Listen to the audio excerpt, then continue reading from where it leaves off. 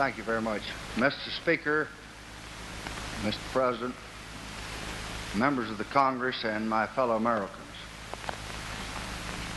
For the sixth and the last time, I present to the Congress my assessment of the State of the Union. I shall speak to you tonight about challenge and opportunity, and about the commitments that all of us have made together that will, if we carry them out,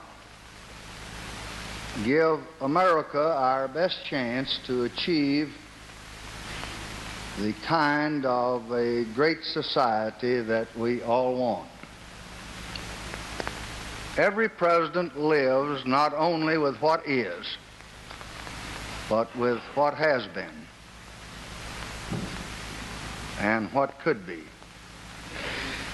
Most of the great events in his presidency are part of a larger sequence extending back through several years and extending back through several other administrations.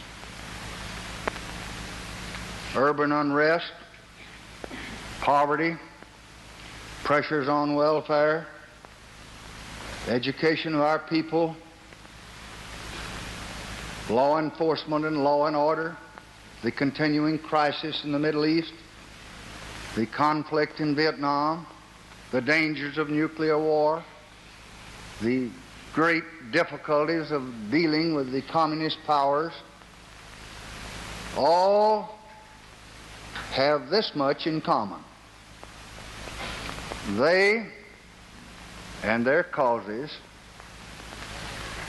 the causes that gave rise to them, all of these have existed with us for many years. Several presidents have already sought to try to deal with them. One or more presidents will try to resolve them or try to contain them in the years that are ahead of us. But if the nation's problems are continuing, so are this great nation's assets. Our economy, the democratic system, our sense of exploration, symbolized most recently by the wonderful flight of the Apollo 8, in which all Americans took great pride.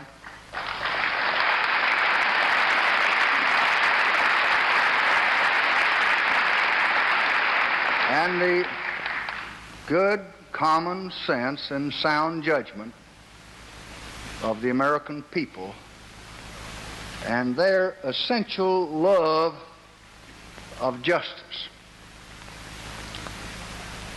We must not ignore our problems, but neither should we ignore our strengths. Those strengths are available to sustain a president of either party, to support his progressive efforts both at home and overseas. Unfortunately, the departure of an administration does not mean the end of the problems that this administration has faced. The effort to meet the problems must go on, year after year, if the momentum that we have all mounted together in these past years is not to be lost. Although the struggle for progressive change is continuous, there are times when a watershed is reached, when there is, if not really a break with the past, at least the fulfillment of many of its oldest hopes, and a stepping forth into a new environment to seek new goals. And I think the past 5 years have been such a time. We have finished a major part of the old agenda. Some of the laws that we wrote have already, in front of our eyes, taken on the flesh of achievement. Medicare that we were unable to pass for so many years is now a part of American life.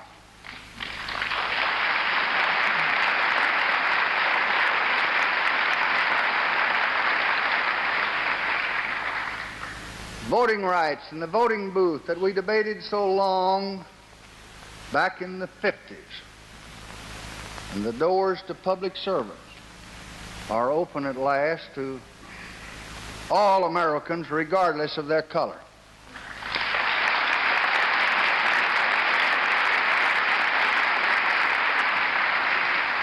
Schools and school children all over America tonight are receiving federal assistance to go to good schools.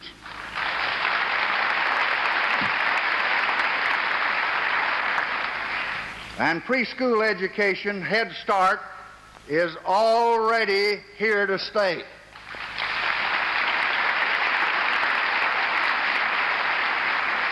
And I think so are the federal programs that tonight are keeping more than 1.5 million of our cream of our young people in the colleges and universities of this country.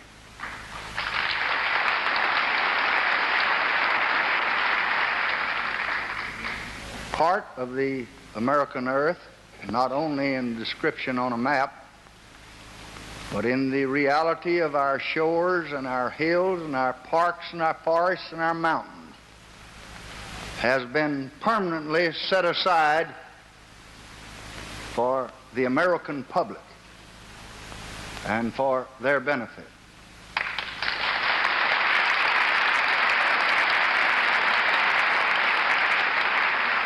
And there's more going to be set aside before this administration ends.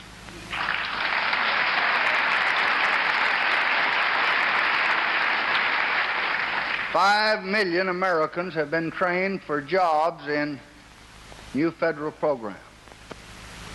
And I think it's most important that we all realize tonight that this nation is close to full employment, with less unemployment than we've had at any time in almost 20 years.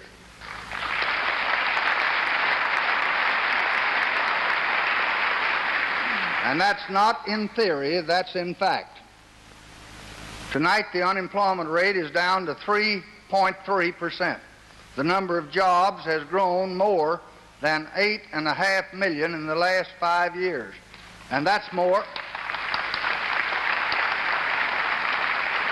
And that's more than in all the preceding 12 years.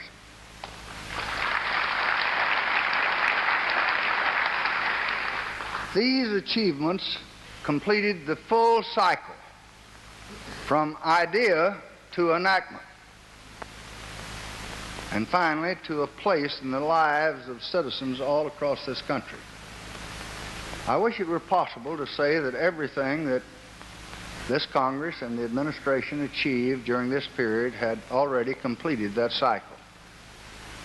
But a great deal of what we have committed needs additional funding to become a tangible realization. And yet, the very existence of these commitments, these promises to the American people made by this Congress and by the executive branch of the government, are achievements in themselves, and failure to carry through on our commitments would be a tragedy for this nation. This much is certain: no one man or group of men made these commitments alone. Congress and the executive branch, with their checks and balances, reasoned together and finally wrote them into the law of the land. And they now have all the moral force that the American political system can summon when it acts as one. They express America's common determination to achieve goals. They imply action. In most cases, you have already begun that action, but it is not fully completed, of course. Let me speak for a moment about these commitments, and I'm going to speak in the language which the Congress itself spoke when it passed these measures. I'm going to quote from your words. In 1966, Congress declared that improving the quality of urban life is the most critical domestic problem facing the United States. 2 years later, it affirmed the historic goal of a decent home for every American family. That's your language. Now, to meet these commitments, we must increase our support for the Model Cities program, where blueprints of change are already being prepared in more than 150 American cities. To achieve the goal of the Housing Act of 1968 that you just passed, we should begin this year more than 500,000 homes for needy families in the coming fiscal year. And funds are provided in the new budget to do just this.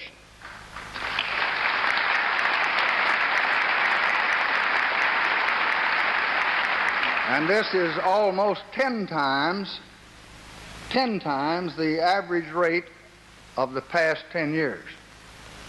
Our cities and our towns are being pressed for funds to meet the needs of their growing population. So I believe an urban development bank should be created by the Congress. This bank could obtain resources through the issuance of taxable bonds, and it could then lend these resources at reduced rates to the communities throughout the land for schools and hospitals and parks and other public facilities. Since we enacted the Social Security Act back in 1935, Congress has recognized the necessity to make more adequate provision for aged persons, maternal and child welfare, and public health. And that is the words of the Congress. More adequate, and the time has come, I think, to make it more adequate. And I believe we should increase Social Security benefits, and I'm so recommending that.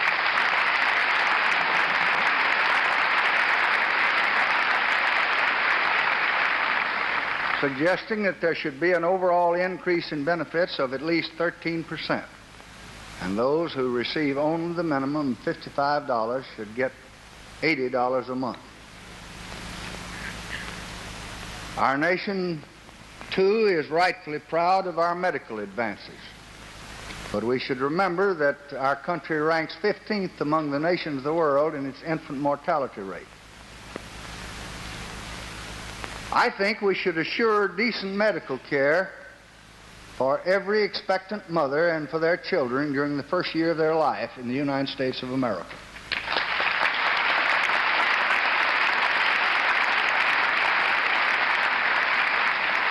I think we should protect our children and their families from the cost of catastrophic illness.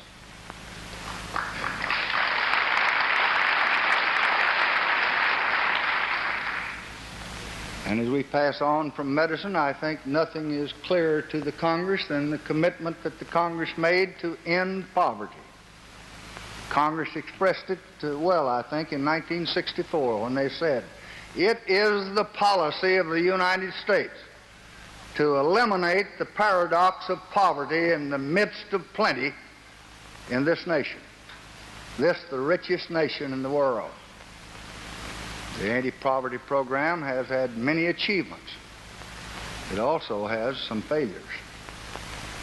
But we must not cripple it after only 3 years of trying to solve the human problems that have been with us and have been building up among us for generations. I believe the Congress this year will want to improve the administration of the poverty program by reorganizing portions of it and transferring them to other agencies. I believe, though, it will want to continue until we have broken the back of poverty, the efforts we're now making throughout this land.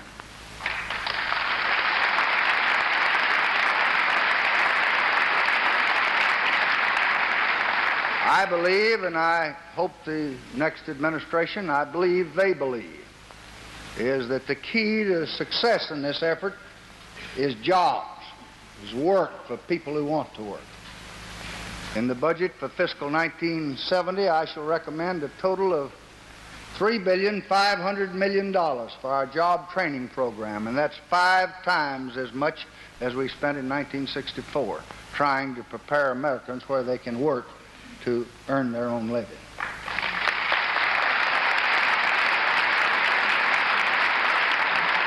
The nation's commitment in the field of civil rights began with the Declaration of Independence.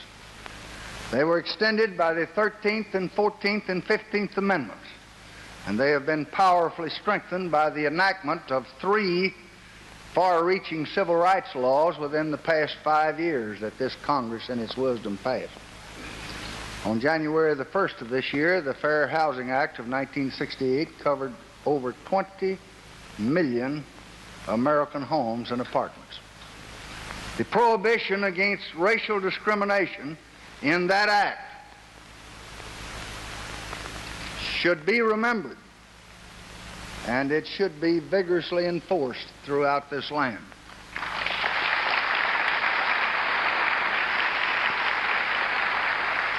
I believe we should also extend the vital provisions of the Voting Rights Act for another 5 years.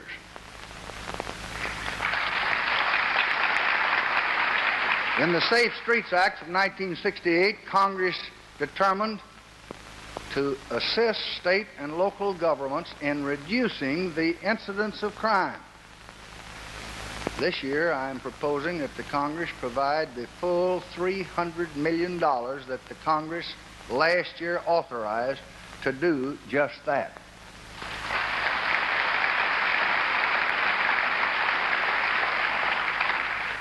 And I hope the Congress will put the money where the authorization is.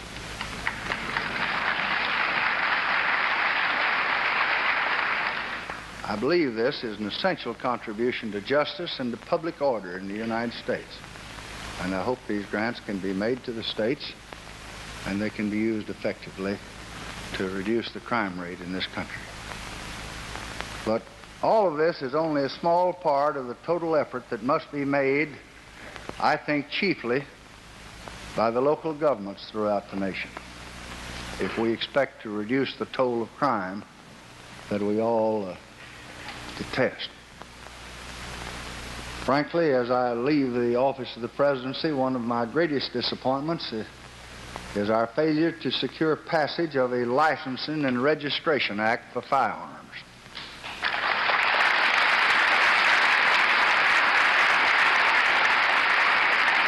I think if we had passed that act, it would have reduced the incidence of crime.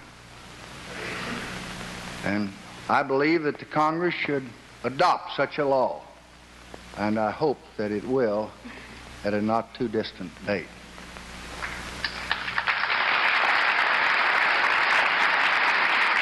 In order to meet our long-standing commitment to make government as efficient as possible, I believe that we should reorganize our postal system along the lines of the Capitol Report.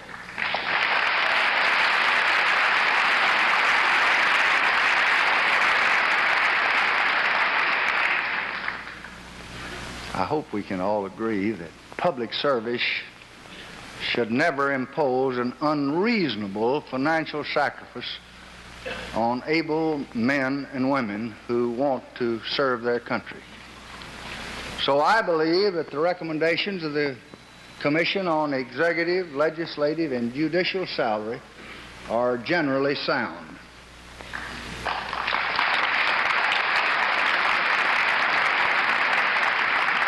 Later this week, I shall submit a special message which I reviewed with the leadership this evening, containing a proposal that has been reduced and has modified the Commission's recommendation to some extent on the congressional salaries.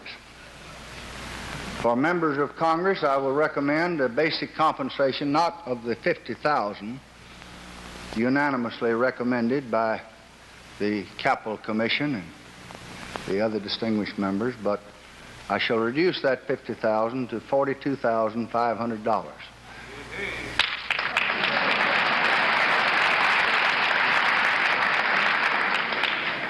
And I will suggest that Congress appropriate a very small additional allowance for official expenses so that members will not be required to use their salary increase for essential official business.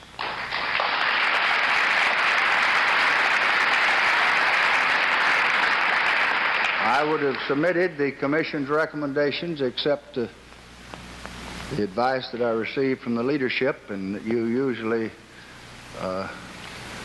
are consulted about matters that affect the Congress, was that the Congress would not accept the $50,000 recommendation, and if I expected my recommendation to be seriously considered, I should make substantial reductions. That's the only reason I didn't go along with the capital report.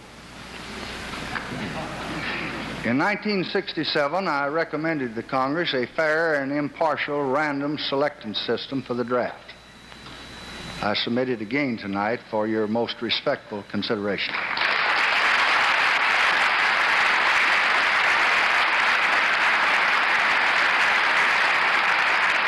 And I know that all of us recognize that most of the things we do to meet all of these commitments I talk about will cost money.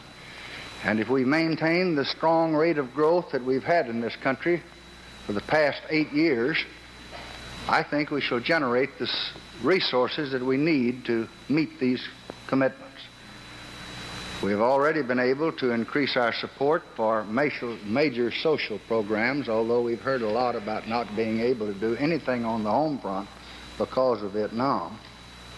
But we have been able, in the last 5 years, to increase our commitments for such things as health and education from $30 billion in 1964 to $68 billion in the coming fiscal year. That's more than double, and that's more than it's ever been increased in the 188 years of this republic, notwithstanding Vietnam.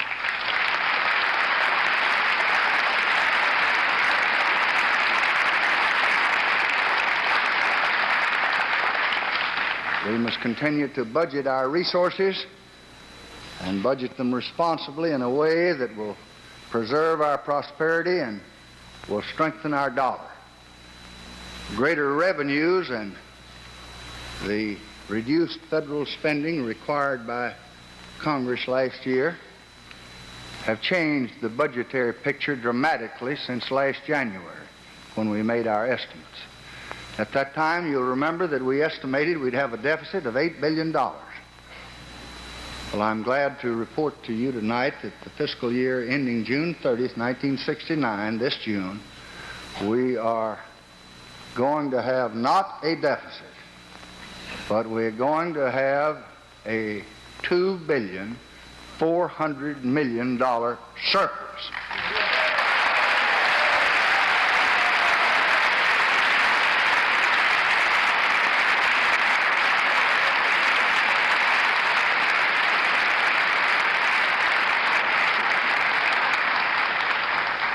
You will receive the budget tomorrow, but the budget for the next fiscal year that begins next July the 1st, that you will want to examine very carefully in the days ahead, it will provide a $3.4 billion surplus.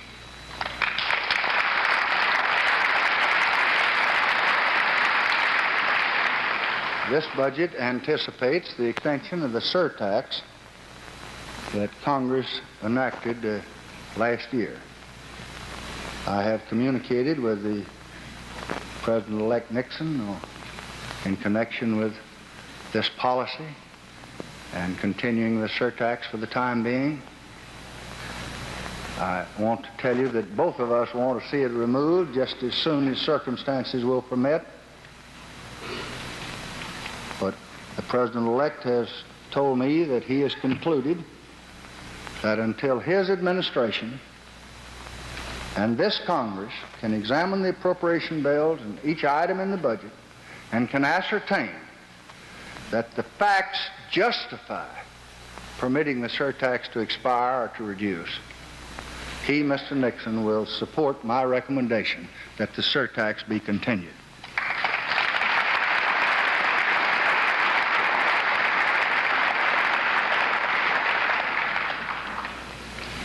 Americans, I believe, are united in the hope that the Paris talks will bring an early peace to Vietnam. And if our hopes for an early settlement of the war are realized, then our military expenditures can be reduced and very substantial savings can be made to be used for other desirable purposes as the Congress may determine.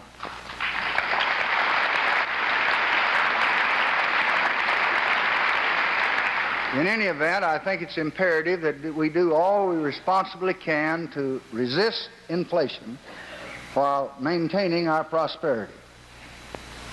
I think all Americans know that our prosperity is broad and it's deep, that it's brought record profits, the highest in our history, record wages. Our gross national product has grown more in the last 5 years than any other period in our nation's history. Our wages have been the highest. Our profits have been the best. And this prosperity has enabled millions to escape the poverty that they would have otherwise had the last few years. And I think also you'll be very glad to hear that the Secretary of Treasury informs me tonight that in 1968, in our balance of payments, we have achieved a surplus. It appears that we have, in fact, done better this year than we've done in any year in this regard since the year 1957.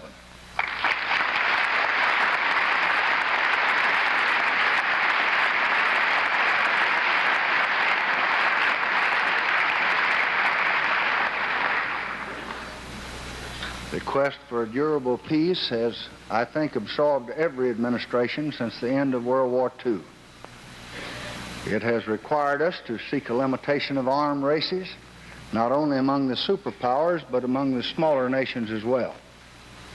We have joined in the Test Ban Treaty of 1963, the Outer Space Treaty of 1967, the Treaty Against the Spread of Nuclear Weapons of 1968, and this latter agreement, the Non-Proliferation Treaty, is now pending in the Senate, and it's been pending there since last July.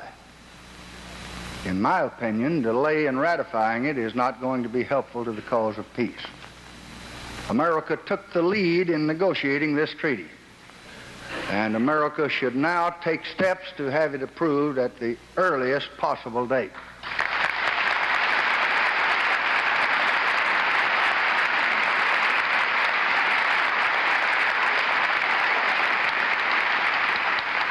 And until a way can be found to scale down the level of arms among the superpowers, mankind cannot view the future without fear and great apprehension.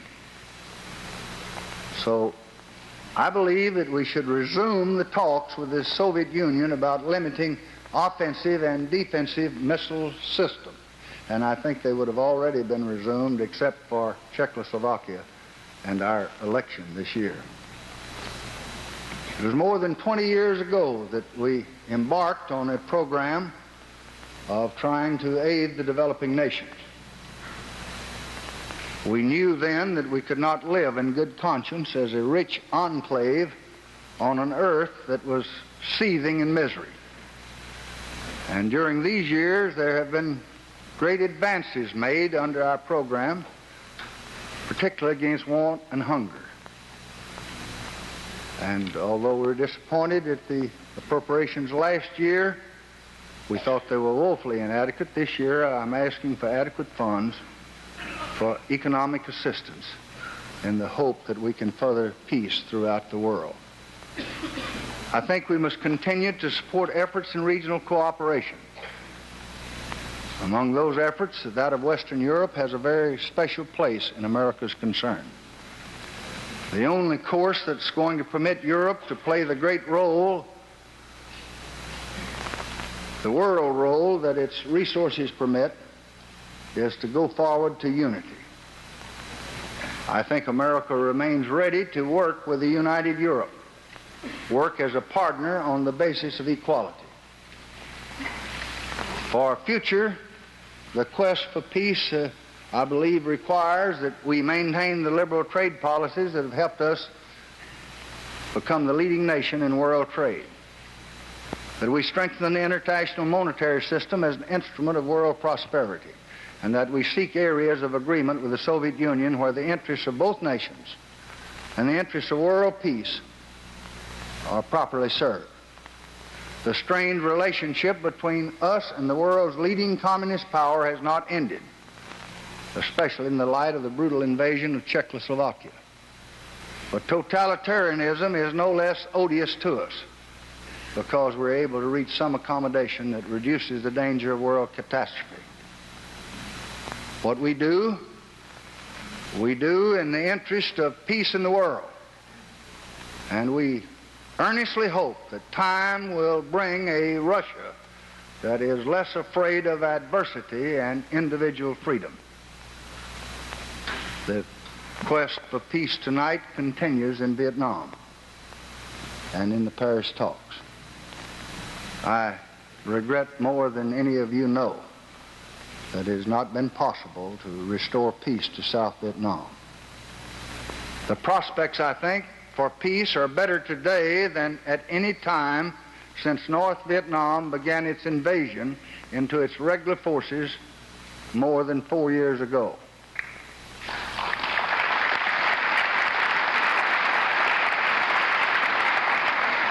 And the free nations of Asia know what they were not sure of at that time, that America cares about their freedom, and it also cares about America's own vital interest in Asia and throughout the Pacific.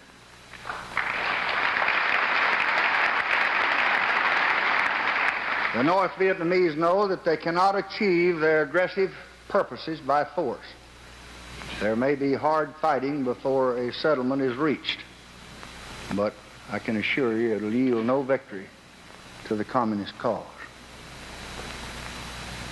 I cannot speak to you tonight about Vietnam without paying a very personal tribute to the men who have carried the battle out there for all of us.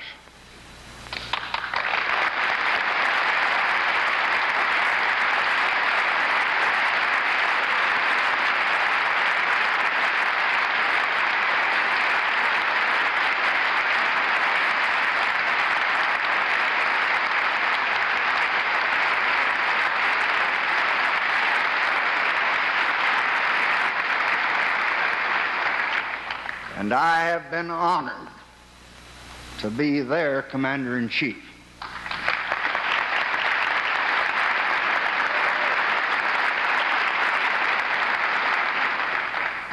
The nation owes them its unstinting support while the battle continues, and its enduring gratitude when their service is done.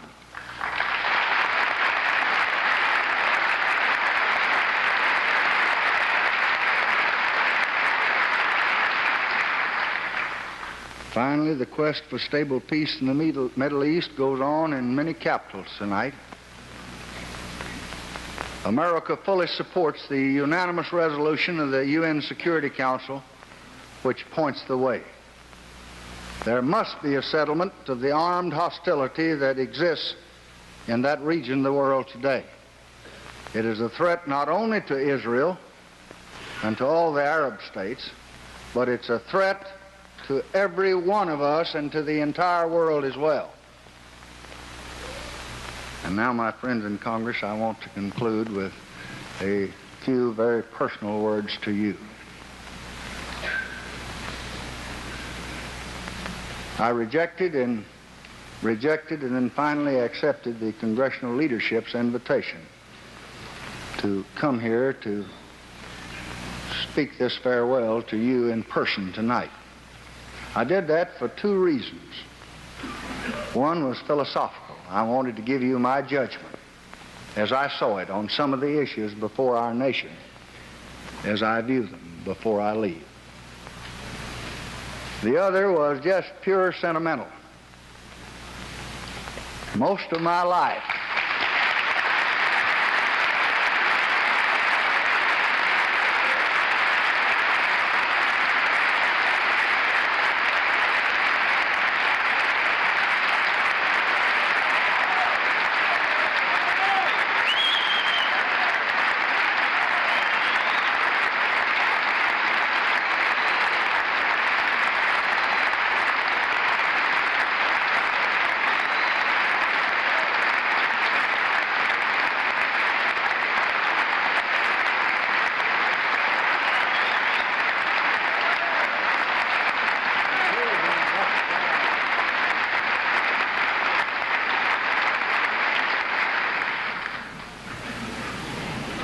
Most all of my life as a public official has been spent here in this building. For 38 years since I worked on that gallery as a doorkeeper in the House of Representatives, I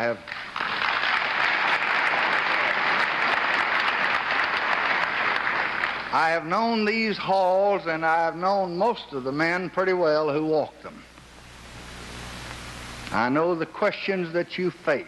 I know the conflicts that you endure. I know the ideals that you seek to serve.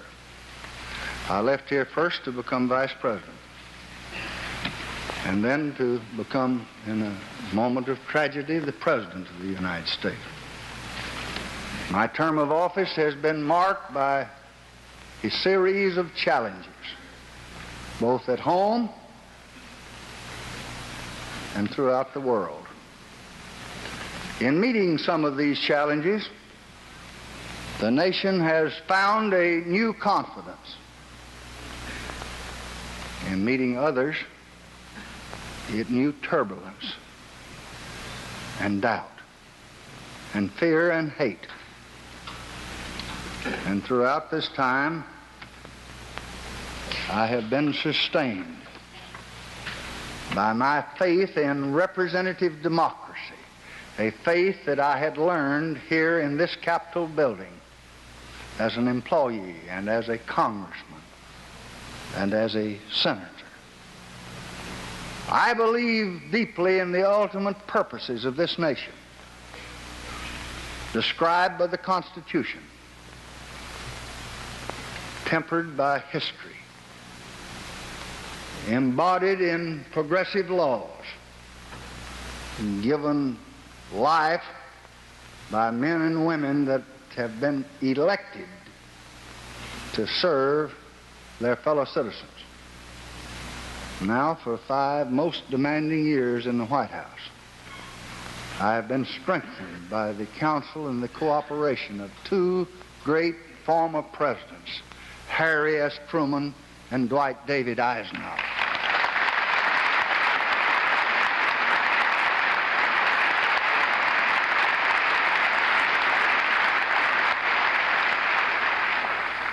I have been guided by the memory of my pleasant and close association with the beloved John F. Kennedy.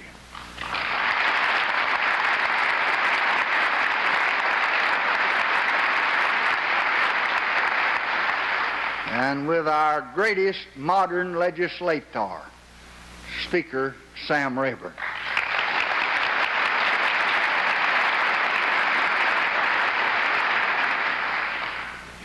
I've been assisted by my friend every step of the way, Vice President Hubert Humphrey.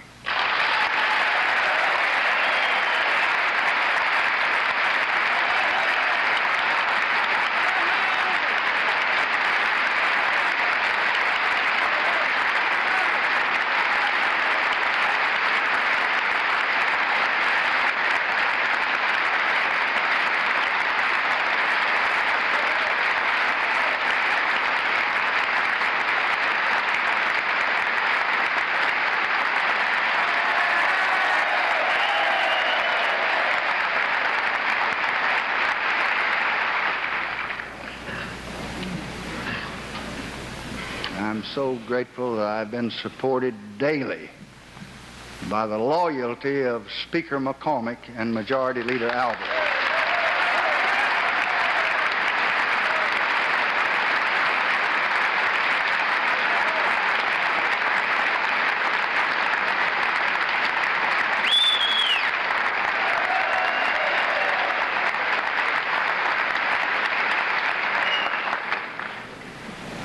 I have benefited from the wisdom of Senator Mike Mansfield.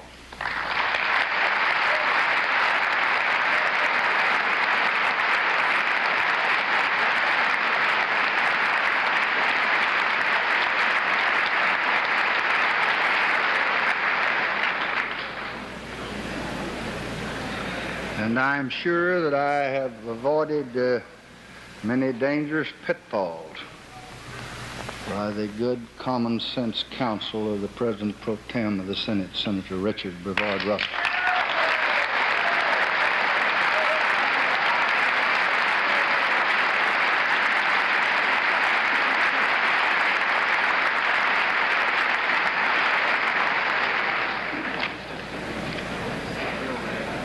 I have received the most generous cooperation from the leaders of the Republican Party in the Congress of the United States, Senator Dirksen and Congressman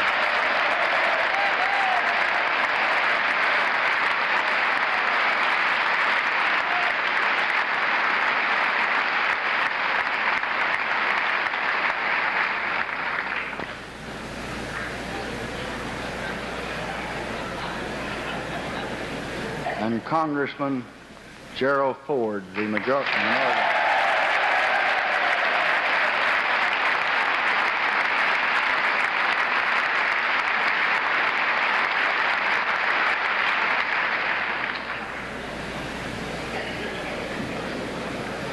No president should ask for more, although I did upon occasion. But few presidents have ever been blessed with so much. President-elect Nixon, in the days ahead, is going to need your understanding, just as I did. And he's entitled to have it.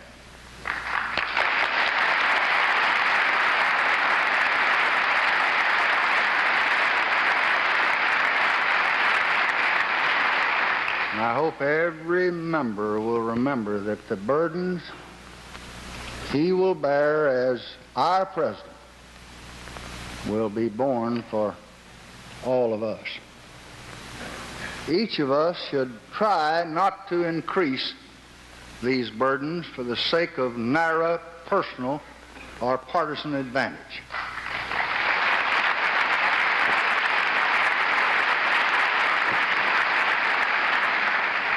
And now it's time to leave. I hope it may be said 100 years from now that by working together we help to make our country more just. More just for all of its people, as well as to ensure and guarantee the blessings of liberty for all of our posterity. That's what I hope. But I believe that at least it will be said that we tried